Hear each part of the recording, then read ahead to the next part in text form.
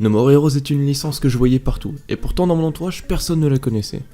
Alors je me suis demandé ce que c'était. J'ai donc acheté le premier opus, et j'ai complètement accroché à l'univers. D'ailleurs j'ai acheté le 2 juste après avoir fini le premier. No More Heroes est un jeu d'action-aventure développé par Grasshopper Manufacture, connu surtout pour Lollipop Chainsaw et Killer 7. Intéressant ce jeu. Mais le jeu vient surtout de l'imagination de Suda51, et vous devinerez jamais comment elle a eu l'idée du jeu. Dans ses chiottes, j'ai passé toute la journée assis sur les WC. Et je le comprends totalement. Moi-même, beaucoup de mes scénarios de mes JDR sont imaginés aux chiottes. Et c'est pour ça que c'est de la merde. Il a d'ailleurs fait une référence à ça dans le jeu. Pour sauvegarder, on doit aller aux toilettes. Pour la vidéo, je joue à la version Switch, qui est juste un portage de la version Wii. D'ailleurs, je vous conseille cette version Switch, qui vous permet d'esquiver la censure du sang de la version européenne. On incarne donc Travis Touchdown, un type qui a gagné un sabre laser dans une enchère, et qui décide de devenir tueur à gages. Il est mandaté par Sylvia Crystal pour tuer un homme, qui est en réalité le 11e meilleur tueur du monde. En le tuant, Travis prend sa place et devient une cible pour les autres assassins. Il décide donc de continuer son ascension pour devenir le numéro 1, enfin, c'est surtout pour serrer Sylvia si vous voulez mon avis. Alors, je rappelle que le jeu est sorti sur Wii, donc forcément les graphismes ne sont pas ouf. Mais là... Ouah, c'est laid! Quelle horreur, c'est dégueulasse, même pour de la Wii. En plus, il y a du clipping de partout. Attends, tu disais pas que les graphismes c'était pas important? Oh, tant que ça nuit pas au gameplay. Oh, et puis merde, je dis ce que je veux. Bah alors m'emmerdez pas, c'est tout ce que je vous demande! Techniquement, le jeu est bon, mais n'a rien de révolutionnaire. Alors, qu'est-ce qui fait son succès?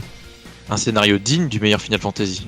Un gameplay et un personnage principal à la fois éclaté et charismatique, sans parler de la patte artistique qui colle parfaitement à toute cette ambiance what the fuck. Travis est un otaku qui passe son temps libre à se branler sur des hentai, et Travis n'est pas le seul.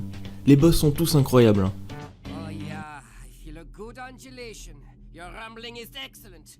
I think I'm going to lose the bowel control. Bon, ok, peut-être pas tous, mais la plupart sont géniaux, même leur représentation pue le style.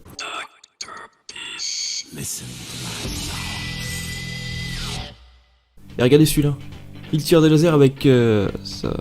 C'est plus fort que moi, je suis une bite ambulante. Après chaque combat, je n'avais qu'une seule envie, c'était de réunir l'argent pour le prochain combat le plus rapidement possible, pour voir ce qu'ils avaient encore pu inventer.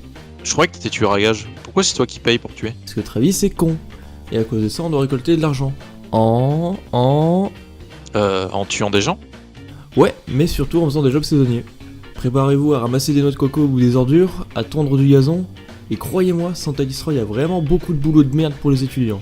Sans parler des motos qui sont absolument immaniables. Comment vous voulez esquiver un piéton avec cette saloperie? Vraie putain de caisse de merde! Après, le bon point, c'est que les accidents, c'est comme pour les vélos, tu tombes et tu te relèves. Le gameplay est assez classique, on utilisait Joy-Con comme une Wiimote. On a deux positions, haute et basse, des prises de catch et des coups de pied. L'utilisation du Joy-Con fonctionne plutôt bien, j'ai pas eu de problème de synchronisation. Qu'est-ce que tu fais? Ah, c'est dégueulasse! Non attendez, c'est pas ce que vous croyez, j'étais juste en train de recharger mon sabre. Mais oui, ma baguette magique aussi, il faut que je la secoue. Lorsque l'on tue un ennemi, on peut faire un finish qui lance une roulette, qui nous donne des pouvoirs comme devenir Super Saiyan. Quoi? Et regarde-moi bien, car tu as devant toi ce que tu redoutes le plus. Un guerrier Super Saiyan. Tout est géré, j'ai joué en difficulté salée, donc la maximum avant d'avoir fini le jeu, et j'ai trouvé ça bien équilibré. Le level design est ultra bien pensé, aucun niveau ne se ressemble. Hormis le niveau du mec à la bombe, mais là il y avait rien de bien dans ce niveau.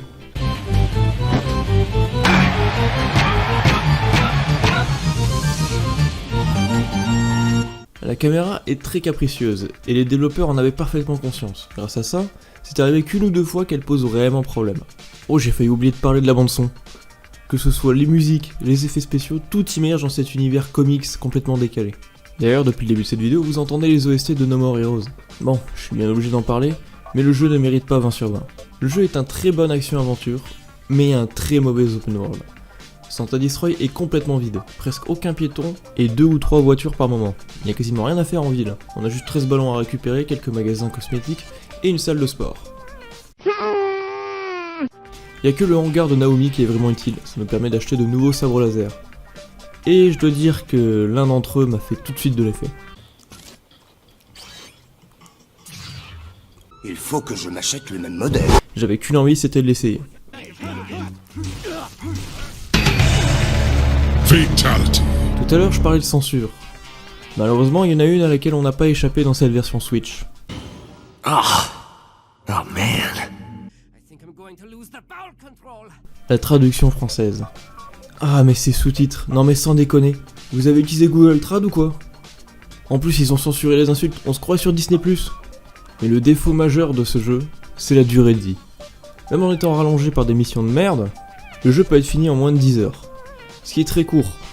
Mais je préfère quand même qu'il dure que 10 heures plutôt que d'avoir 10 heures de plus avec des boss moins charismatiques. Je pensais pas dire ça un jour, mais des petites quêtes secondaires dans l'ambiance de No More Heroes auraient été sublimes.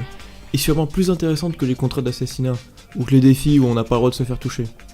Bon, allons voir ce qu'en pense la presse. Attendez, je rêve de jouer une bonne note. J'aurais parié qu'avec des graphismes comme ça, et les putains de jobs saisonniers, on n'aurait pas plus que 12 ou 13. Et le pire c'est que je suis d'accord avec tout ce qu'ils ont dit. Et qu'est-ce que je vais devenir si la presse se met à mettre des notes comme ça? Ah merci Gamecult. Vous êtes toujours là quand je suis dans la merde. Bon, vous avez certes mis la même note que JVC, cependant, en défaut, je vois background des assassins très léger, c'est vrai, sauf qu'on en a rien à foutre. Déjà, ça casserait le rythme du jeu, et puis si on devait faire un background différent pour chaque personnage, le jeu deviendrait inutilement long. Lieu et missions répétitives. Je suis pas vraiment d'accord, les missions sont chiantes, mais pas répétitives.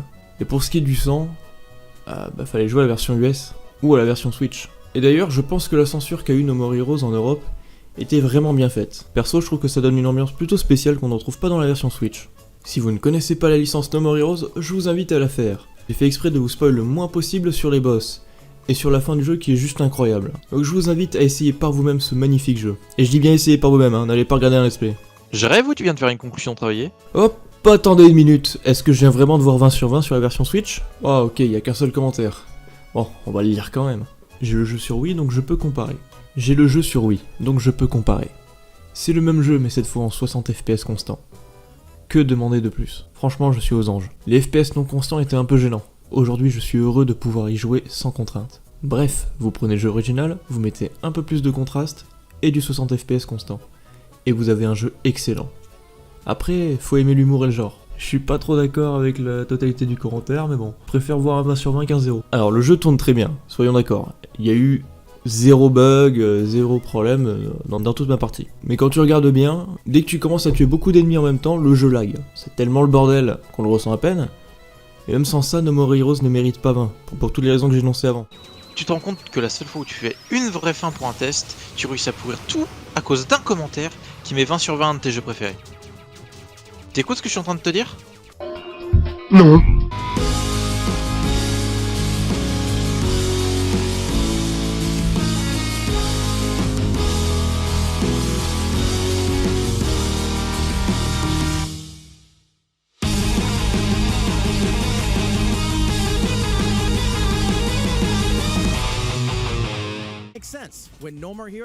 Allez, mettez-nous une... Yes!